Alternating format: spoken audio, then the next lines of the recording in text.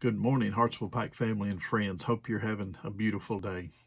When you hear the term Judgment Day, what goes through your mind?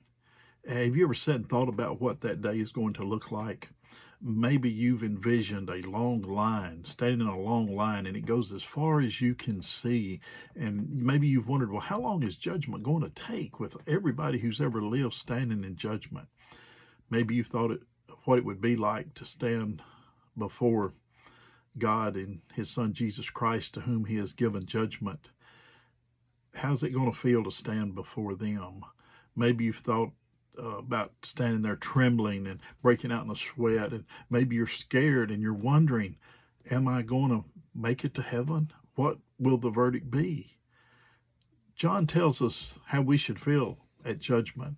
In 1 John chapter 2 and verse 28, and now, little children, abide in him, that when he appears, we may have confidence, and not be ashamed before him at his coming. Confidence and not being ashamed are two phrases that we normally may not think about when it comes to judgment.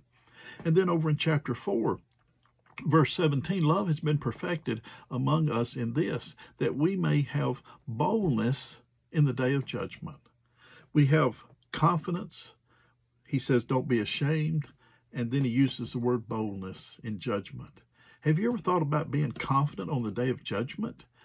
How can we be confident on the day of judgment? How can we be bold and not be ashamed? The key was back there in verse 28, abiding in him. You see, when we stand before judgment, if we're abiding in him, we're abiding in the one who has paid the price for our sin.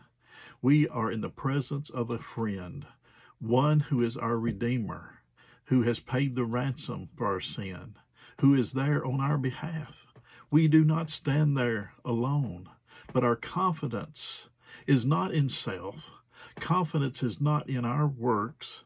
Confidence is in the blood of the unblemished Lamb. And if we're in him, we have no reason to fear the day of judgment.